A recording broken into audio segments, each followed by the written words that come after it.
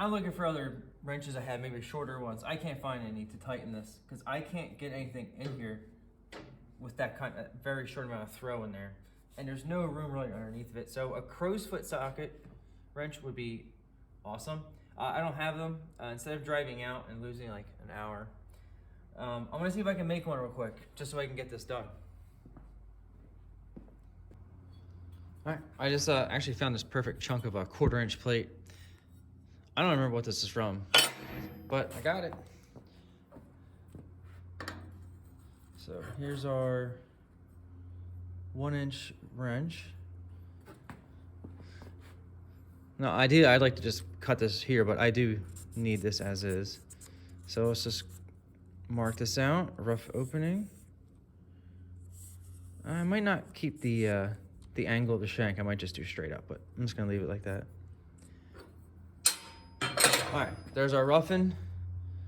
I have to like right here. Maybe I will leave it. Maybe it'll be some kind of leverage and I can like flip it over for the other way. All right, let's see how much this sucks to cut.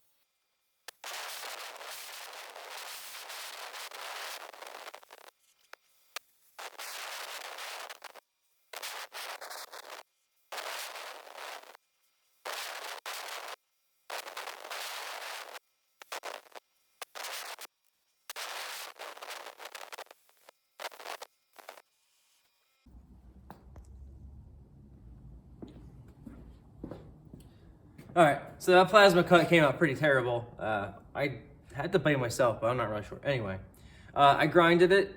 It came out pretty good for what it ended up like. So here's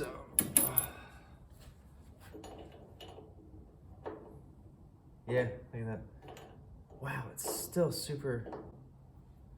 Oh, you see that? Like it's still contacting on the housing. But that's okay. I only need to tighten it a little bit more. So I'm gonna get the hex on here and then I'll be able to crank it with a wrench. All right, here's the plan. Here's my quick little piece I made up. Now, the only problem with this is I need a hex on here for the drive. So I got this. This is an old socket. It's a 9mm, I won't miss it. I'm actually gonna drill a hole in this and then pop that in there, and I'm gonna cut this off so that it's a hex on either side going through this. I would file it, but I don't have a good square file. So in order to center this on the lathe, I'm just gonna weld another important socket onto the back of it to center it exactly where I would need it. All right, let's get that welded and I'll set it up on the lathe.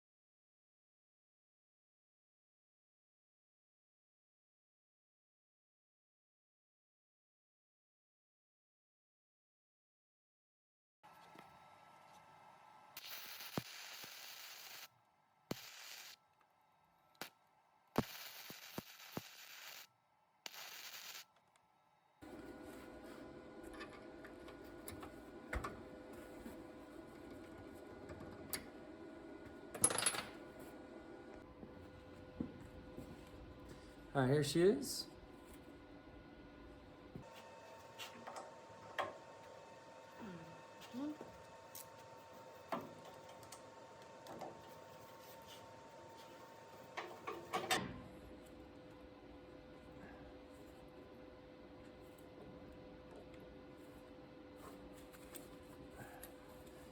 All right, I got that bottom hose in. Now I gotta get the hydraulic pump in here, and I gotta clean that. Now this worked fine and everything. It's not really that dirty as compared to everything else, but let's clean this up before we put it in there. Maybe I'll paint some of it. I got a nice little setup here, wheelbarrow. It's waterproof. That'll allow me to dump the water out, and I don't have to be outside in the cold. So here's some before.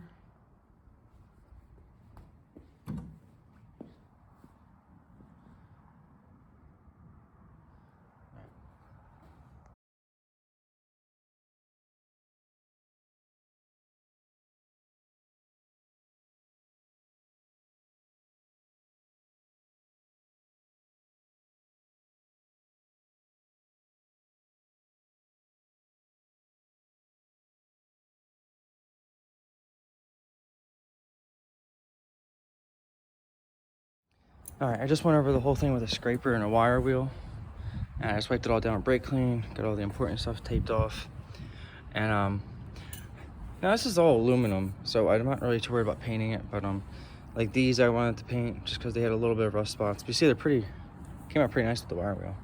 But I'm just gonna hit everything with that silver paint I used on the other stuff. I think it just comes out really nice. So let's get that going.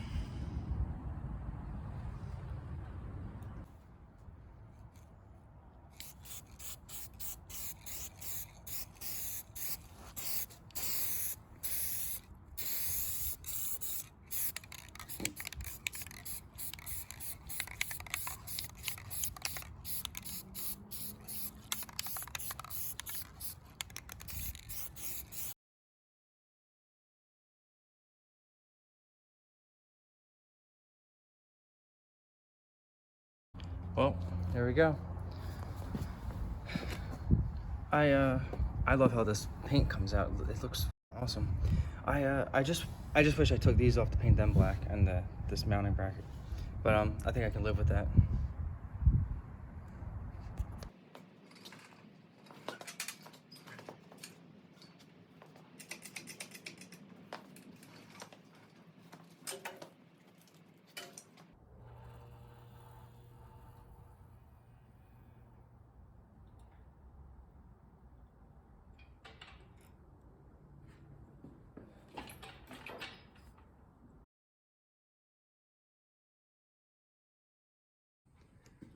All right, for the next thing that I want to get done on this before I finish putting any more parts on it is the foot pedal mount area.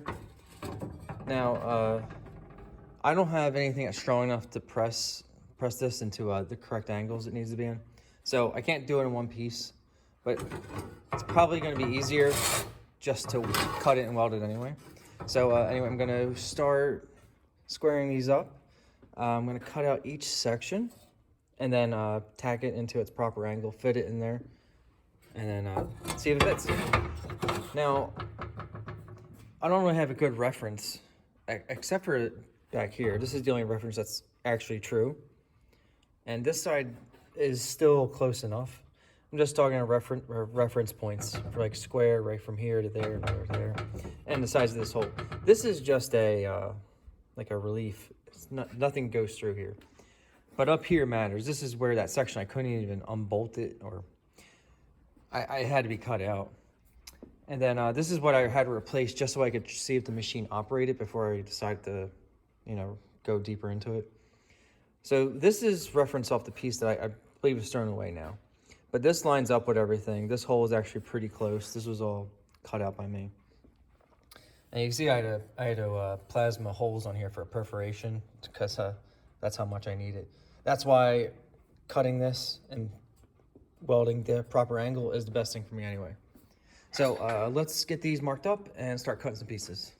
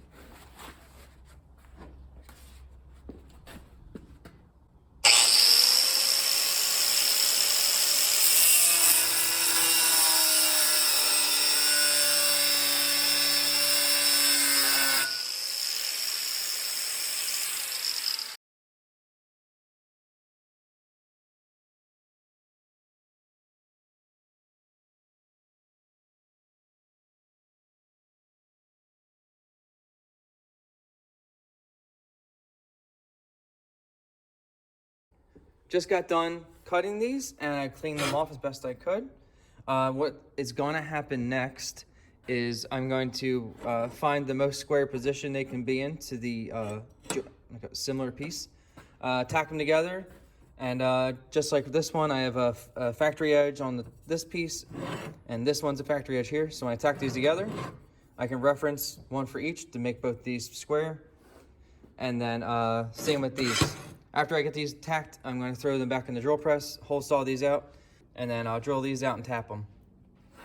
And this side, I don't have a reference because I had to cut it out because it was just destroyed. This is the one I fixed just so I could test the machine. This is kind of what I'm going off of because I know it fits in there. So those are going to be my references. Start a little tack, 2 little tacks on here. Out. Out. There you go. This is pretty bad. All right, I got some, it's very faint. There's just little tiny Sharpie marks of where it would take to make it level. All right, let's see how this works.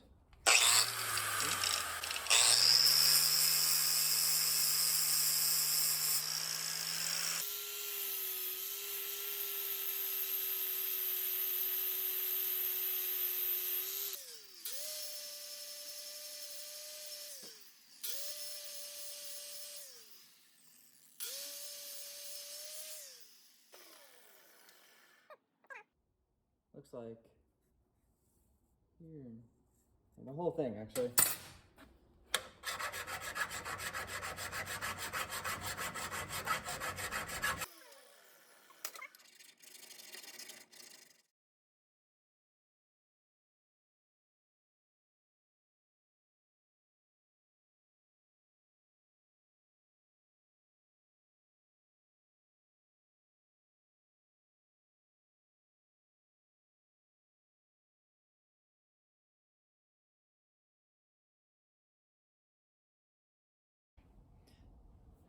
Got this reset up on here, cleaned up a little bit because I'm going to be moving this around a little bit more because I'm going to be drilling all the holes so that I can tap these to the, was it 3/16?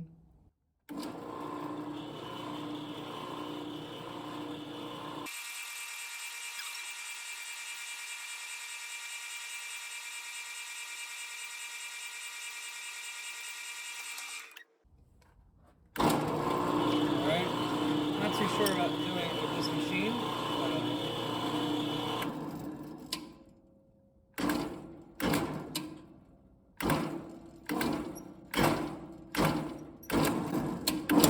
Oh, okay.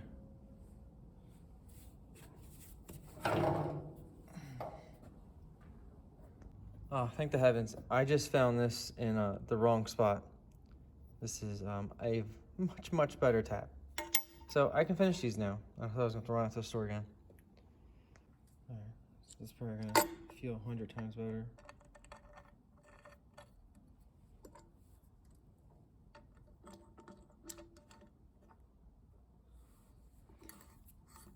Oh my god. Cutting. It's actually cutting.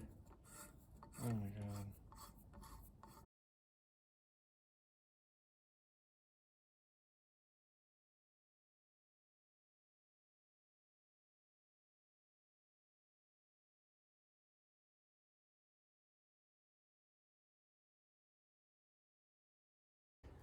Alright, it's the next day here.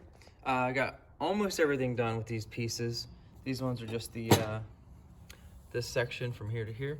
All we have left to do is make these elongated slots in those 2 pieces. Okay. Put this in here.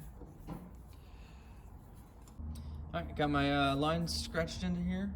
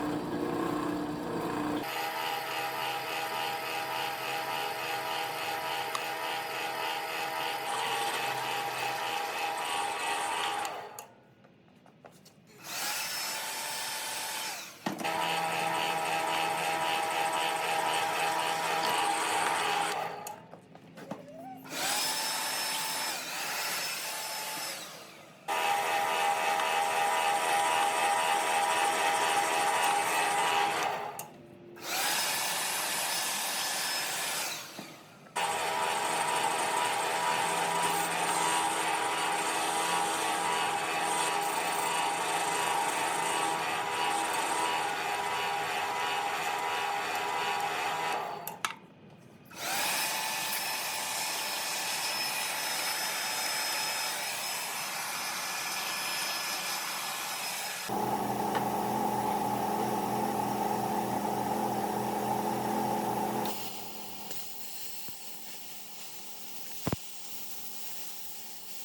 this moved out now because I'm gonna be ready to start lining these up.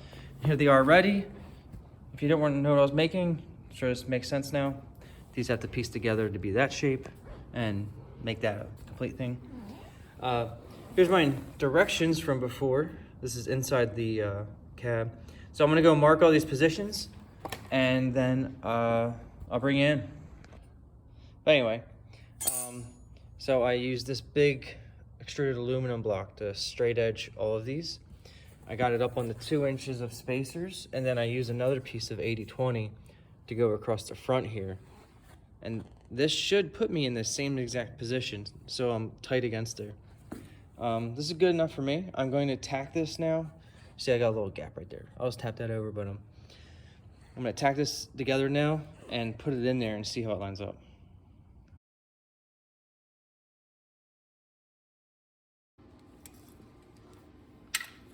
All right, there's our first tacks.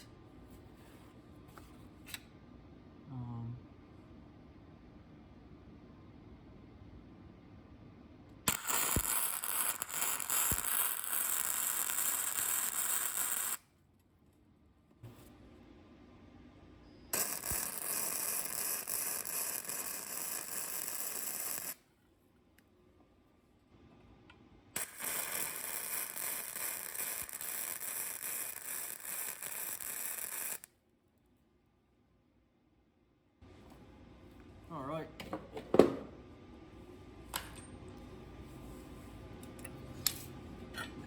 It's actually pretty strong.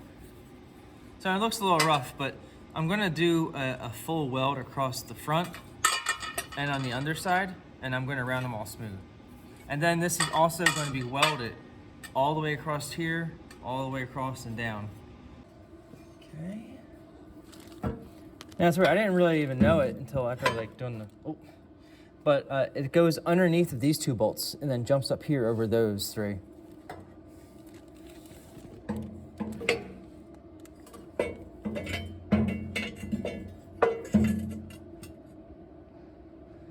This fits.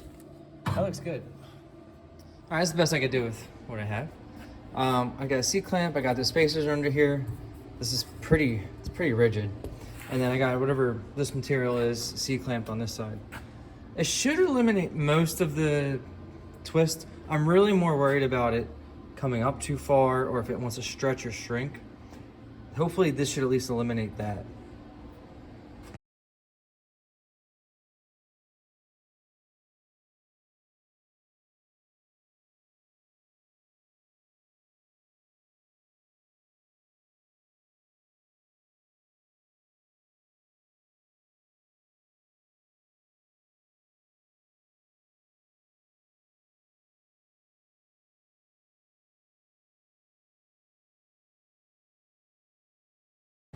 Okay, I wired wheeled as much as I could. That paint actually is pretty tough to get through, which makes me happy. I probably won't be welding in this section, it's a little hard, but I'm definitely gonna be able to get back here. The paint will just burn off, but it's just better to scrape it off. So set this in here. So this is a reference mark right here, this black line. I'm not sure, you can see a little bit of it. This is where it's supposed to end up. Start. And then this line is the height of this. Buzzer in right here.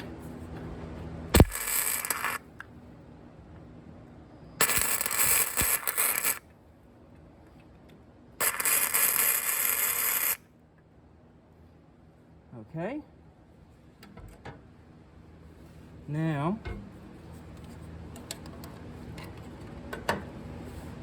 go back to checking level. Let me see how close this is. That's actually perfect. How's the level down there? It's off. It's okay. So it's up too high this way. Tap this down. All right, so we see the 15.5 should be over here. Dude, that's perfect too. That's awesome. So I just gotta bend this down a little bit.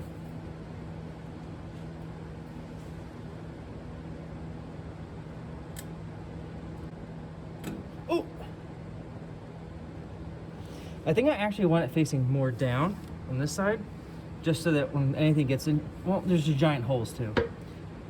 I still want it to lean down. All right, cool. So bend that down, snip a tack right up here.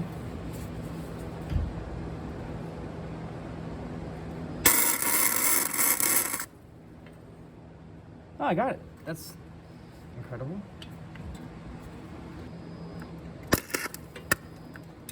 Gotta get through the paint.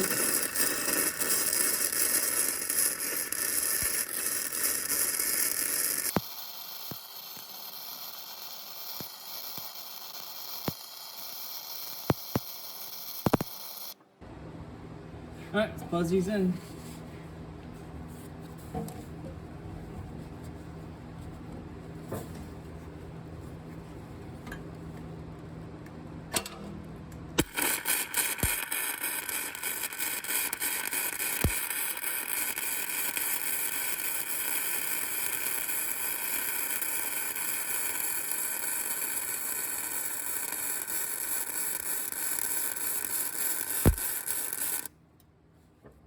Alright guys, I got both of these in now. Some of the welds weren't as pretty as I wanted them to be. But these are in, fully welded. I'm just going to prime them and then try to mix up some more of that Kubota orange. Alright, now as we wait for warmer weather to put the Kubota orange on here, I'll just scuff them up and weld through spots. But until then, that's it for me on this video. If you guys enjoyed this, please like, comment, and subscribe. And I'll see you in the next one.